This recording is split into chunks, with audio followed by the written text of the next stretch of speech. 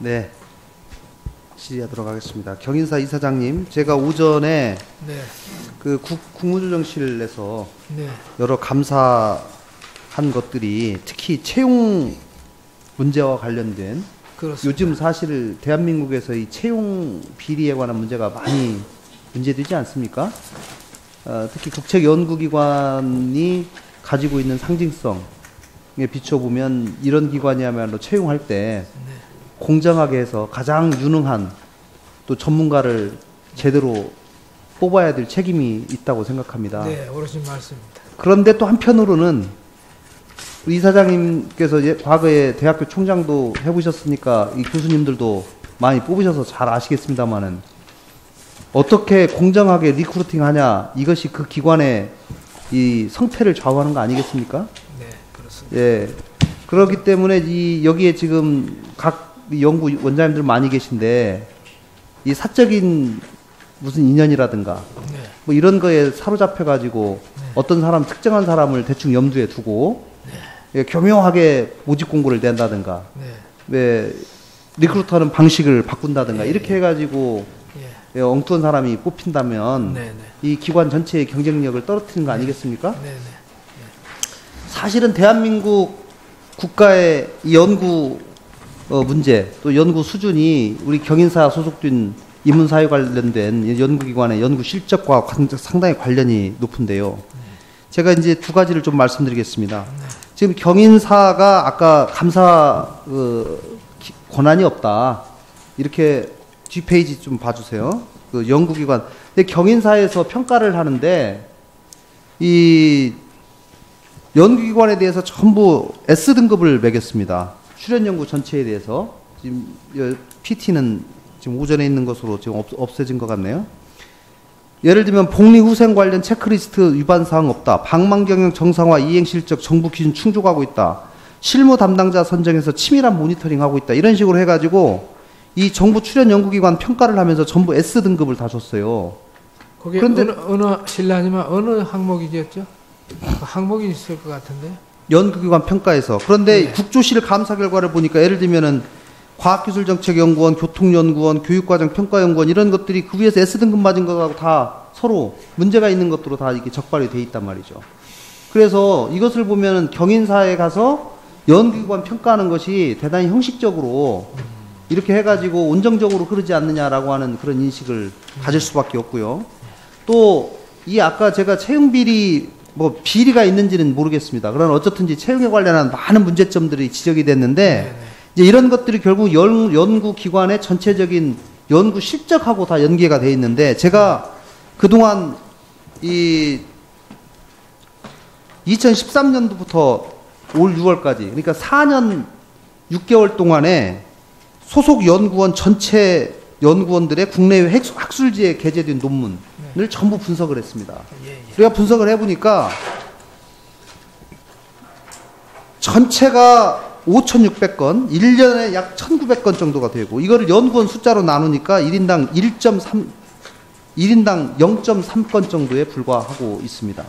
그래서 이거는 교수에 비하면 뭐 형편없는 수준일 뿐만 아니라 우리 연구원의 원장님들이 이번 부분에 대해서 특별히 신경을 많이 써야 된다라고 하는 말씀을 드리고요. 다음 특히 이제 SCI급에 어느 정도 게재가 됐냐라고 하는 걸 또 분석을 해보니까 이 전체 해외 학술지 게재 실적이 떨어질 뿐만 아니라 SCI급에는 연간 실적으로 보면 0.03건. 그러니까 4년 반 동안 연구원 1인당 0.15건밖에 게재가 지금 되고 있지 않습니다. 다행히 뭐 예를 들면 그나마 한국환경정책평가연구원 같은 경우는 SCI 게재 실적이 2건 있습니다. 2건. 1인당 2건. 그렇습니다. 건축도시연구 공간연구소 같은 데는 아예 없고 저희가 그래서 뭐 국제 전문 게재량 또 1인당 게재 실적 등등을 전체적으로 나름 평가를 해가지고 순위를 좀 매겨봤더니 이런 식으로 지금 나왔어요. 그래서 이 1등부터 26위까지 제가 나름대로 쭉 했지만 건축도시공간연구소 같은 경우는 지금 전체적으로 상당히 부진한데 여기 연구원들이 전국을 돌아다니면서 수탁 연구 과제, 특히 도시재생과 관련된 일들을 많이 하고 있는 것으로 알고 있습니다. 그런데 이분들이 중장기적인 과제를 거의 못하고 수탁 과제 위주로 해가지고 하다 보니까 특히 이 국가기관에서는 그런 과제도 적절히 균형을 맞춰서 해줘야 될 필요가 있는데 그렇습니다. 이런 것들이 지금 제대로 안 되고 있다라는 제가 결론을 그렇습니다. 제가 좀 그래서 제가 이거 연구원들의 연구 실적이 제대로 나올 수 있도록 여기 계신 연구 원장님들께서 더 공부하시고 노력을 해주시고 특히 이런 것들이 이 연구원들 책임과 관련된 실적 저하에서 비춰주는 것이 아닌가라고 하는 의구심이 있기 때문에 이런 것들에 대해서도 기본적인 개선 방안을 마련하시기를 바랍니다. 특히 그 지금 말씀하신 대로 인사 채용에 관해서는 저희들이 엄정하게 금년부터 하고 있습니다만 더 엄정하게 하고 그리고 좋은 그 연구자들을 저희들이 좀 유치할 수 있도록 여러 가지 좀 또 이 연구 환경에 지원이 필요한데 그런 것은 국회의원 여러분들, 위원 여러분들하고도 좀 상의를 앞으로 드리겠습니다. 특히 그 중장기 과제 이 부분이 또 상당히 중요한 말씀을 하신 거를 저희들이 100% 아주 옳은 말씀이라 하고요.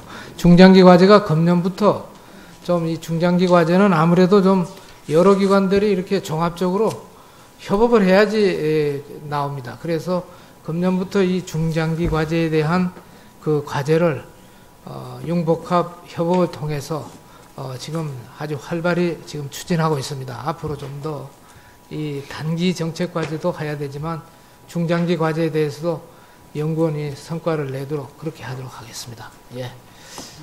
그리고 그 SCI 논문은 저희들이 꾸준히 점가해서 특히 금년에 지금 아직 연말까지 통계는 안 나왔습니다만은 지금 현재 금년에 작년도 보면은 재작년에 비해서는 한 5% 증가했습니다.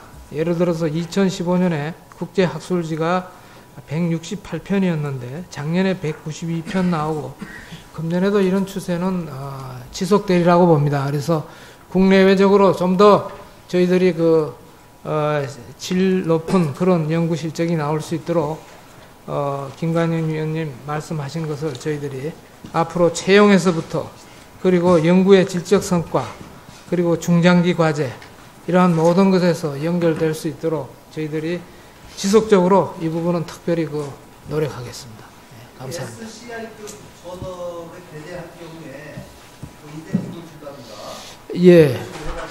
그 부분은 이번에 그 평가 제도를 바꾸면서 임팩트 있는 좋은 논문에 대해서는 과감하게 점수를 더 줄 수 있는 제도를 도입했고요. 그리고 이제 아까 이걸 n분의 1로 우리 국내 전원은 괜찮습니다만 국제 전원을 n분의 1로 하는 데서는 좀 저희들이 어려움이 있습니다. 왜 그러냐 하면 국제 전열에 A급 정도를 실을 정도의 그 연구위원은 다 실 수가 없습니다. 그 중에서도 예를 들어서 상위 10%라든지 이런 부분들을 저희들이 더 역량을 좀 더 갖추도록 해서 지원하는 이런 제도를 지금 저희들이 생각하고 있습니다. 그래서 네, 감사합니다. 다음은 최영일 위원님께서 질의해 주시기 바랍니다.